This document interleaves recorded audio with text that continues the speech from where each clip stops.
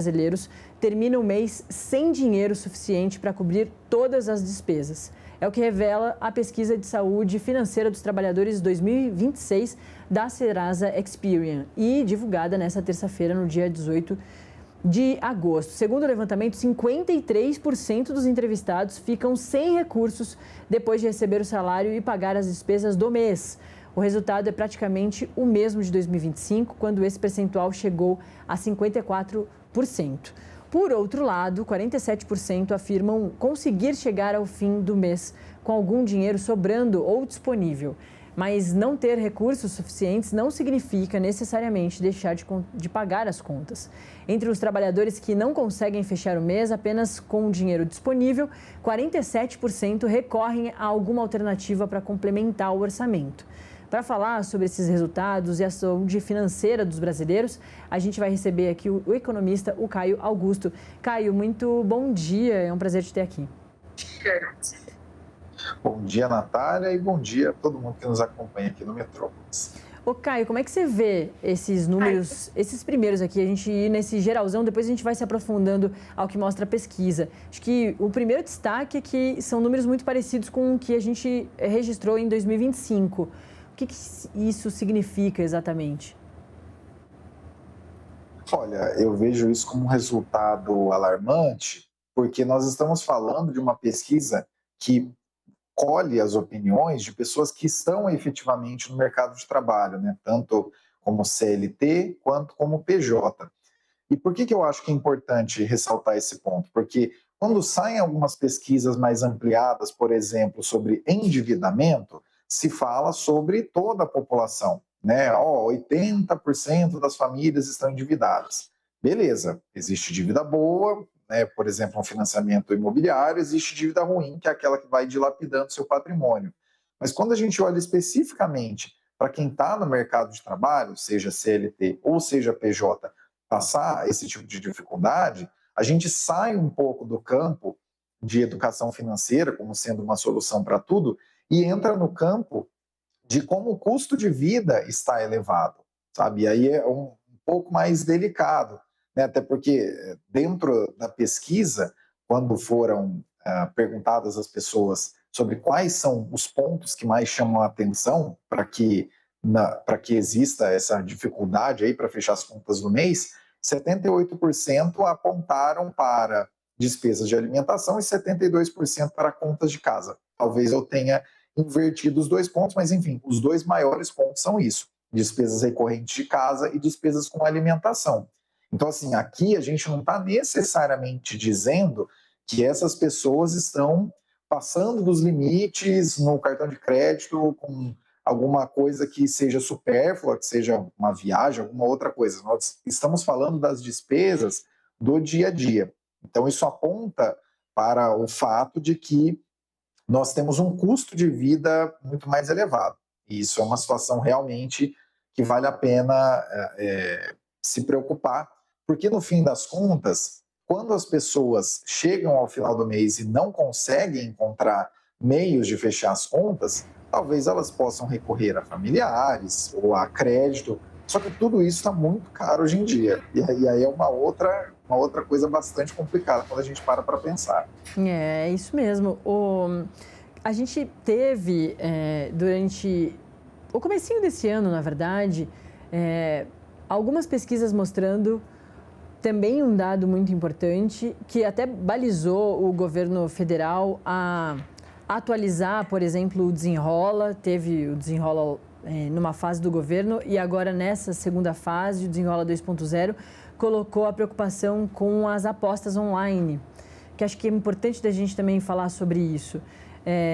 Dentro dessa pesquisa, isso também pode estar sendo considerado, porque as famílias, muitas famílias que estão endividadas, estavam usando o dinheiro ou estão usando o dinheiro para aposta online, para bet, que esse é um grande problema que talvez a gente continue vendo essas questões todas aqui, esses números dificultados para 2027. Acho que é importante também da gente mencionar aqui essas outras distrações financeiras das famílias brasileiras.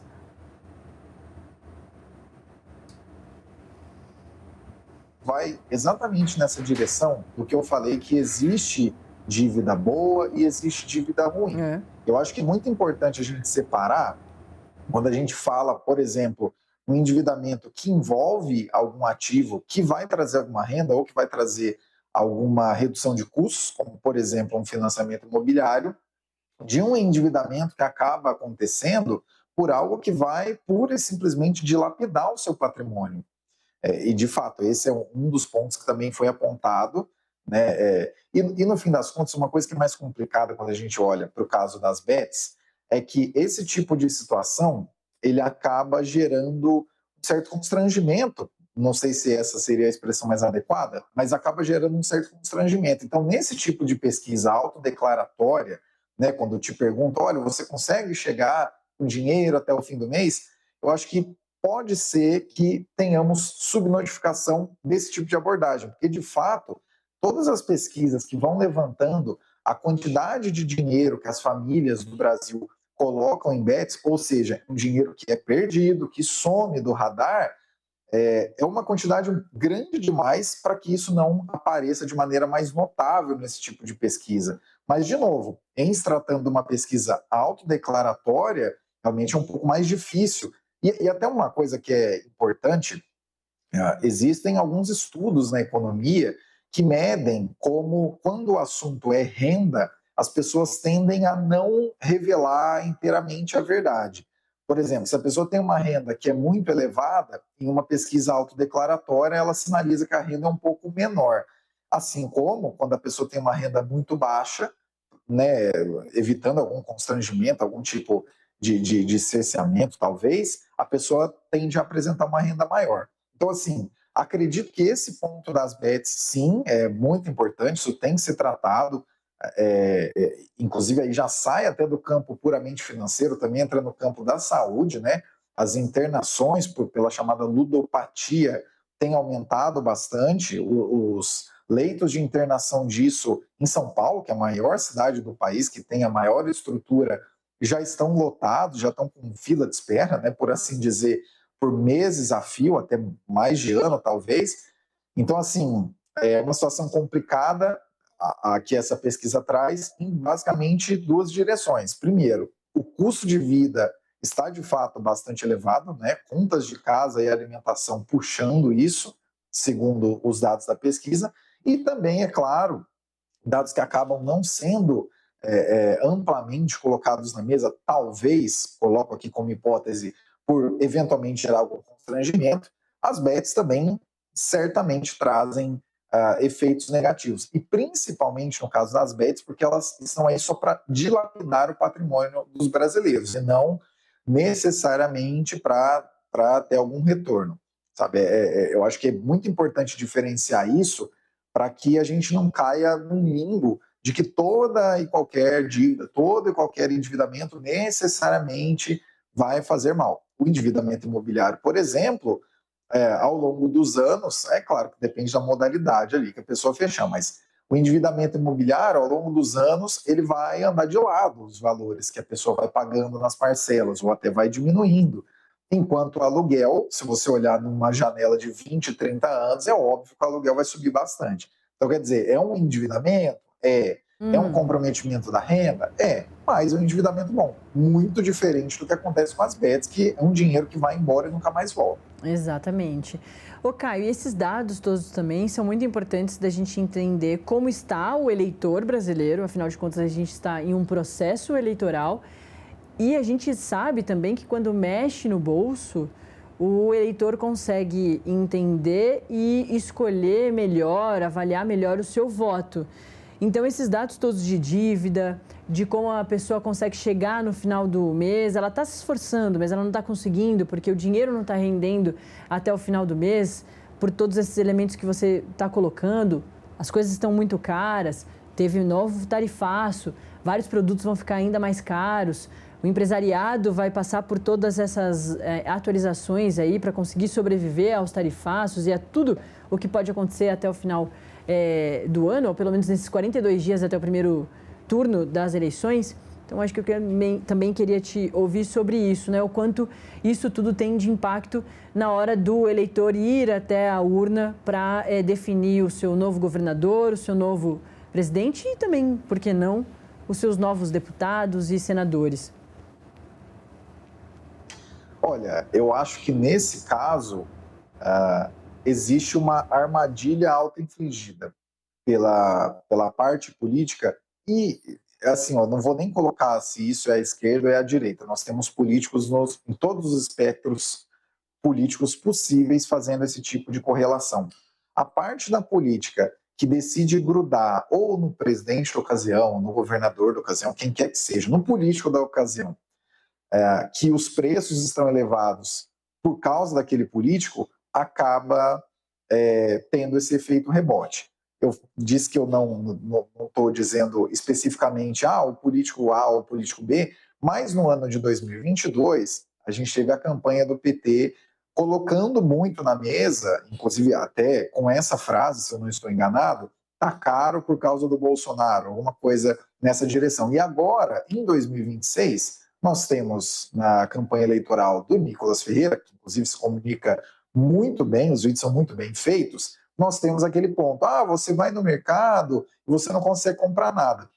Ele é mais sutil, ele não dá a entender, olha, por causa do Lula e tudo mais, mas é basicamente a mesma jogada. Eu acho que assim, isso tem efeito eleitoral, porque inflação, independente de quem tiver no comando da política na ocasião, inflação acaba grudando. Aconteceu com Biden, aconteceu com Trump, vai acontecer com qualquer um. Isso não é só no Brasil, em qualquer lugar do mundo. Mas, quando isso é colocado de uma maneira com o objetivo de tentar tirar alguém, isso pode ter um efeito rebote. E eu acredito, sinceramente, eu não vou me surpreender se isso acontecer, se caso nesse ano a campanha, a reeleição do Lula, tente dar a entender, não, mas isso são preços de commodities, eu não vou me surpreender se nós tivermos campanhas de oposição dizendo, poxa, mas vocês mesmos falaram isso em 2022, né, que estava caro por causa da política. Porque, por exemplo, para pegar um preço que teve uma variação muito grande no ano de 2026 por motivos de safra, o feijão. O feijão teve uma alta de 96% do começo do ano para cá. Mas é culpa de fulano, de Beltrano? É culpa da safra, é culpa de situação climática, é culpa de problema na safra. Agora, com essa situação que a gente tem, por exemplo, de grandes varejistas, né, passando por dificuldade financeira, Casas Bahia fechando várias lojas, aí entra num outro campo. A oferta de certos itens pode ser que fique mais restrita, esses itens acabam ficando mais caros, e tudo tem a ver, de uma maneira mais ampla, com o custo do dinheiro, com os juros estarem mais elevados, mas, sinceramente, que afeta o cenário eleitoral, afeta, mas eu não recomendaria que ninguém que está querendo entrar no lugar de quem está lá coloque isso na mesa, porque isso é uma armadilha auto-infligida para período futuro. Perfeito. A gente certamente, por causa disso tudo, vai voltar a conversar com o Caio Augusto muito em breve, economista que esteve aqui com a gente hoje, para comentar um pouquinho sobre essa pesquisa do Serasa Experian, que mostra que mais da metade dos trabalhadores brasileiros termina o mês sem dinheiro. Valeu, Caio, é sempre muito bom te ter aqui. Opa, eu que agradeço e até a próxima, então. Até a próxima. Essa é a nossa conversa com o Caio. Daqui a pouquinho já estará disponível no nosso canal no YouTube, o Metrópolis TV, para você curtir e compartilhar, inclusive os cortes, que também vão lá para as nossas redes sociais, é tudo @Metrópolis. Tem mais um intervalinho para você que está com a gente pela sua Smart TV. Em 2 minutinhos você já está de volta para continuar acompanhando a nossa programação ao vivo.